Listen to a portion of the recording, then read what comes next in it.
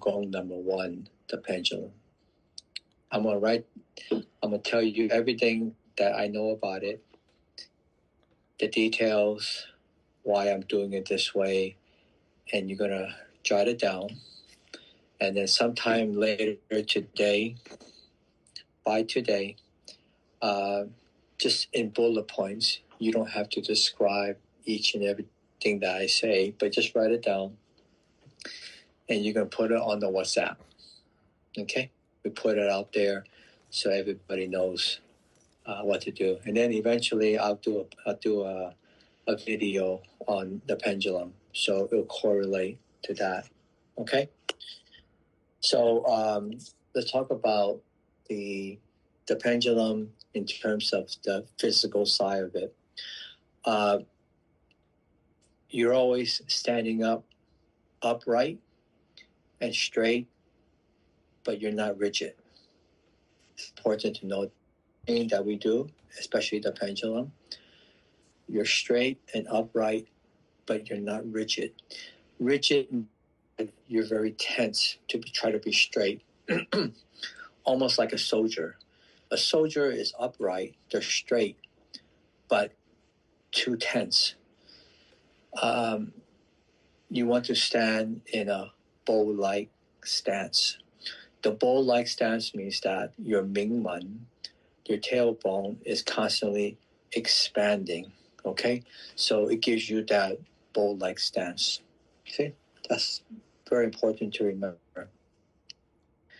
Also, a thing that's important when you're doing the pendulum, your head does not go forward.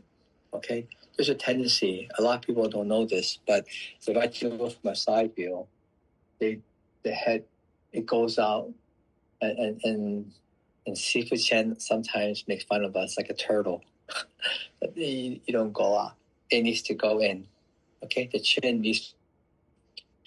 And one reason why the chin needs to go in is the chi on the back of the neck, how it flows up. It needs to even. And when you bring it down or you go back, those things you don't want to do too. It's just the chin goes in so the chi can flow up the back. And very important characteristics to have, okay? The chi, the neck. We talk a lot about the hands. They don't go, the hands, when you're doing it, they don't close. So you're not doing it, if you're not careful, the hands are going to clench and you're going to do it like this. Okay? The hands need to open. They call it 美人手. It's very common in Taipei, in the Tai Chi community. They call it the beautiful lady's hand. Okay? And the beautiful lady's hand is that it's not tense, it's very elegant. And just like doing this pendulum, it needs to be elegant, it needs to open so that the chi can flow. That's very important. So the hands do not clench. Okay? They're sewn. So that's another important thing to keep in mind. And we talk a lot about the hands do not go above the shoulders. So when I bring it up, if you're not careful, if it goes above the shoulder, then you will have a tendency to tense up on the shoulder part. So it's just naturally below the height of the shoulders. Another thing that's important is that the arms are always in a circle. So bring it down. See, I open into a circle like a bow, B-O-W. Okay? Like a bow, B-O-W. Another important entry-level attribute that's very important is that the elbows and the shoulders always sinking down. You don't want the arms to go out this way in a horizontal. Even though you open, the elbows are always going downwards. Very important, okay? So that's also there as well. Now, let's talk about feet now. on all of them, but particularly now the pendulum. The feet, we talk about it. Everything we do, GOES. See. Okay? So the cup goes. So it needs to be like that all the time. And in the beginning, you're going to think about it. You're going to remind yourself, and that's okay. But later on, you don't think about it no more because you're doing it already. Just that's very important. It needs to be GOES, COP. Okay? Another important part is that when you're doing the pendulum, you're always in a low cross stance. Now, low cross stance, I talk about it in a low frame, mid frame, and high frame. You're more in between a mid frame and a high frame. So low cross stance means that the hips are going in. They're not protruding out. So if you're not careful when you're doing the pendulum, right? And even though from afar, people may not understand it or know it, but you know it. So you need to care about yourself to do it correctly.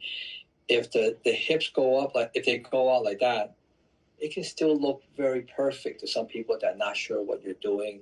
But you yourself know that if the hip are out, then the energy is not going down correctly now because you're creating. The reason why we do low cross stance is to get the upper energy and the lower energy connected.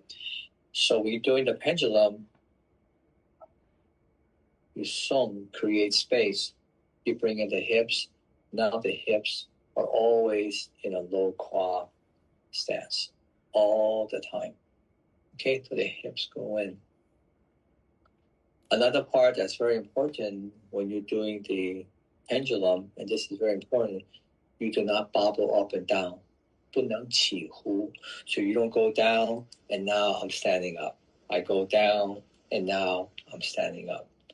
You don't want to do that.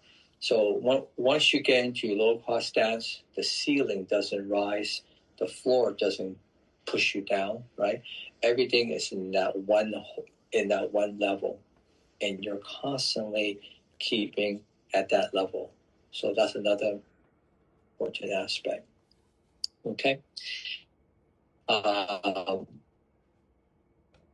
Another step, the rolling 8-ball. So if the arms are going back and forth and the waist is just stationary, now you're not doing the figure 8. Okay?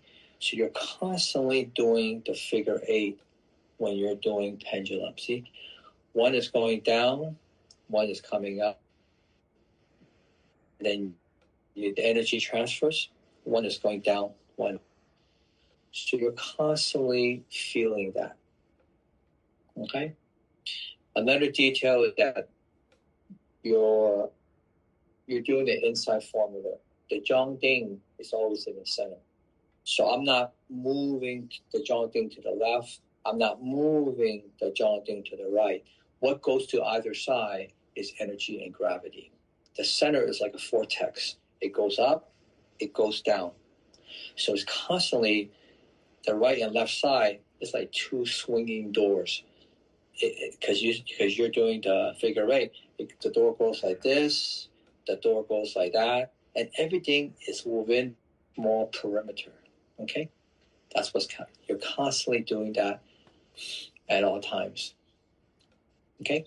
Another detail is that the feet is pressing, releasing on one side at all times. At all times, you're pressing, releasing. You're doing yum yang.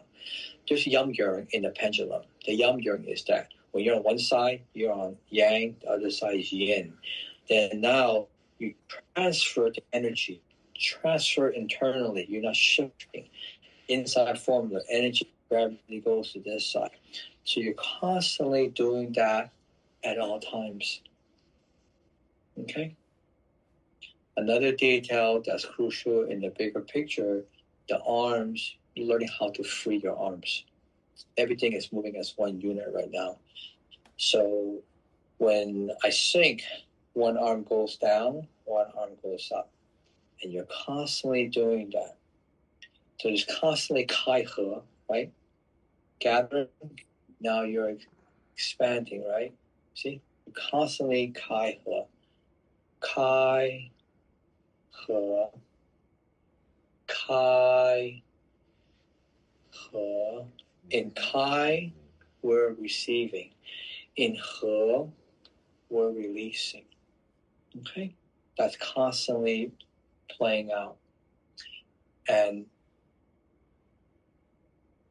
the feeling of constantly doing kai he, then you start to know how to open this chest area. So when I'm doing the pendulum, I feel my chest area open up more and more. Everything just keeps opening. Opening this way, opening this way. It's actually 3D. Everything just opens when I'm doing it. See? And in the pendulum, when you do it a long time and you start to understand the principles, you feel the chest area empty, free, and that free shoulders. That's what's happening. So you're constantly doing that. That's just a part of it. And also another detail is that once you have all these details, you keep on doing it every day. You start playing it out. You get into a training mode. Now your mind becomes clear. See, your mind is just free. What am I thinking about? Nothing. I'm just connecting with nature. And once you do that, then it leads to your heart to be very calm. See, when I'm doing the pendulum right now, my heart is very calm. Whatever's going to happen today is going to happen anyway. I don't think about it. I just, in the moment, free the heart, let it calm. And then the calming of the heart will lead to a calming of the body. It just feels everything is merging. It feels very nice. Everything is just working. Everything is happening. It's very nice. Okay, so those are the things that are in the pendulum. Okay.